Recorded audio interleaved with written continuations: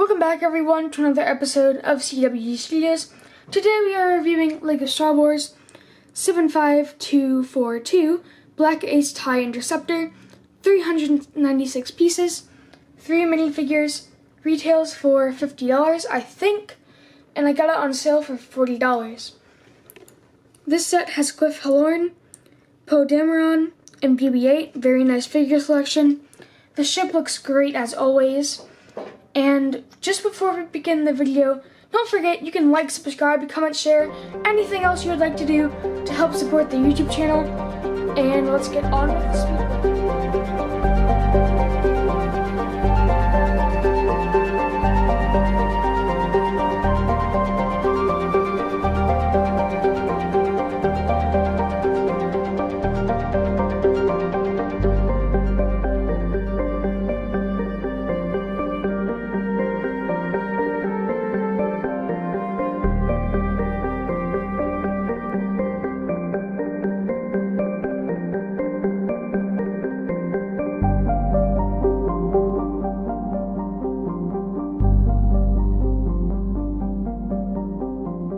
Alright everybody, the set has been built and it swivels very nicely on the stand I've made. Alright, for minifigures we have Griff Halloran.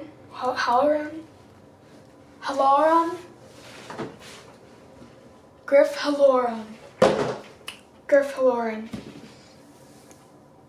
There he is. He lacks any leg printing. He has the remnants of a TIE fighter pilot costume or costume armor on his torso, sleeveless. Then his head only has one expression, and it's pretty good expression at that. And then the TIE helmet is probably the best helmet that, like the most detailed, I'd say, helmet that LEGO has ever made. And of course he does have the extra hairpiece. BB-8 next. I think it's the same BB-8 that we've had for a while. No differences that I can tell. Same old BB-8. Next we have Poe Dameron. He has a very nice hairpiece as well as torso print. His jacket is one of the best jackets that I've seen LEGO produce for Rebel and Resistance pilot uniforms. Black pistol. Like I said earlier, the hairpiece is just phenomenal. And of course he does have 2 expressions. Now we have the ship. If you're wondering, it's on a stand I made. Here it is. This actually is supposed to stay on there. Let's get that on. And if you're wondering, you can build a very nice stand with this, as the bottom 2 pieces have holes in them. So you could take a rod piece. I just have this whatever they're calling it, spring-loaded shooter, and you can fit it in the bottom.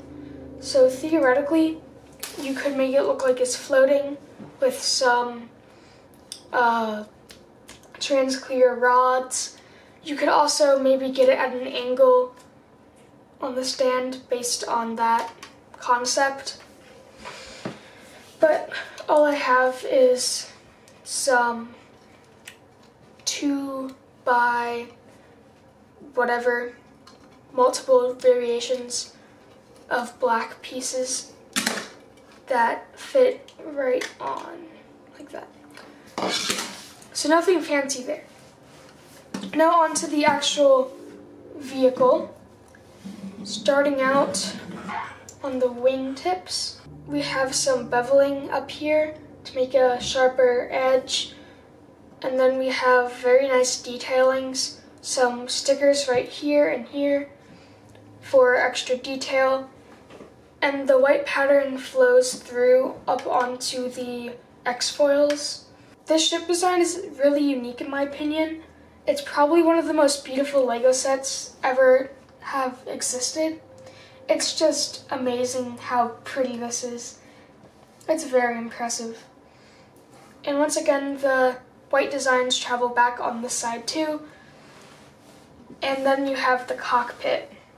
Oh, and if you guys were wondering, these side wings right here and here are at an angle, but they have another snap joint that makes the front pieces flat.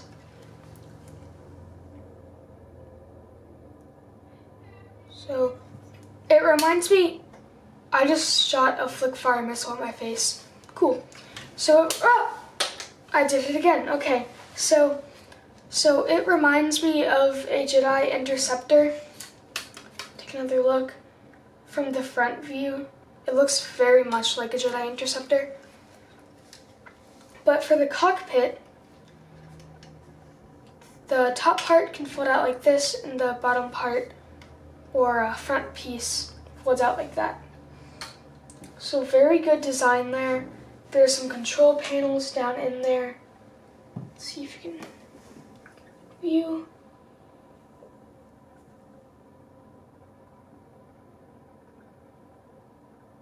Maybe, maybe not, I don't know. But the cockpit is very good design.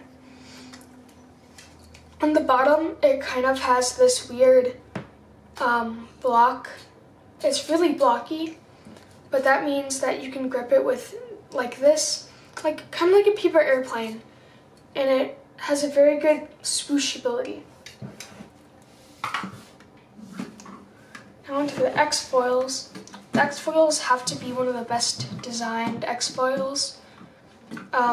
When they're down in flying position, they look very streamlined with the entire ship, as you can see from this angle. But when they are up in attack position, they look even better. So these, I believe, are the laser cannons. Then the white bars right here and here are, I believe, just stabilizers and extra detail to add realistic ability. Realistic ability, that's a new word. I just made it. To make it more realistic to the show. And I think I'm missing an orange 1x1 cone translucent piece that's supposed to go in there. They gave me 3, but I don't have another. So, trans orange stud.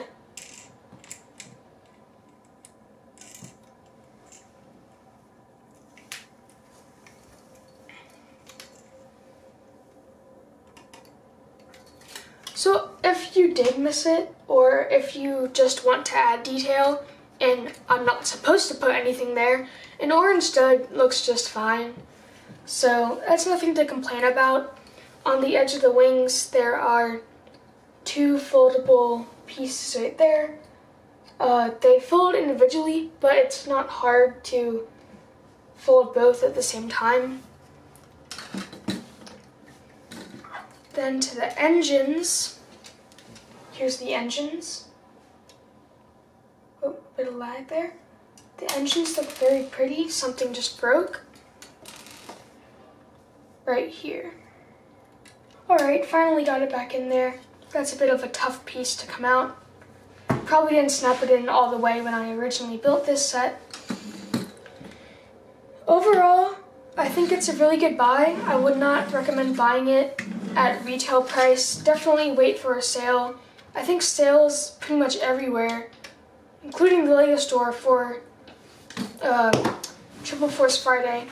That event is active the 4th and the 6th, or sorry, the 4th, 5th, and 6th. And it's $40. I think it's a very good buy. It's a very stylish ship that you can put on a shelf. Minifigures are great. The best Poe Dameron ever made, in my opinion. And the helmet for Griff Halloran is just amazing. You also get a BB-8, so it's a very good buy, I think. I would never buy it for retail. I think the price per piece is kind of high retail, but at $40, you can also probably get it for 30 around there, around that area. So you can get it pretty cheap. And I think it's a wonderful set. It's beautiful, it has a great color scheme. It's from a decent TV show. In case you're wondering what that is, Star Wars Resistance. It's okay. I think the second season comes out after The Rise of Skywalker, so I'll be excited for that. And as always, if you enjoyed this video, consider liking, subscribing, commenting, sharing, anything you would like to do to support the YouTube channel. It helps out a ton, and thank you all for watching. Bye.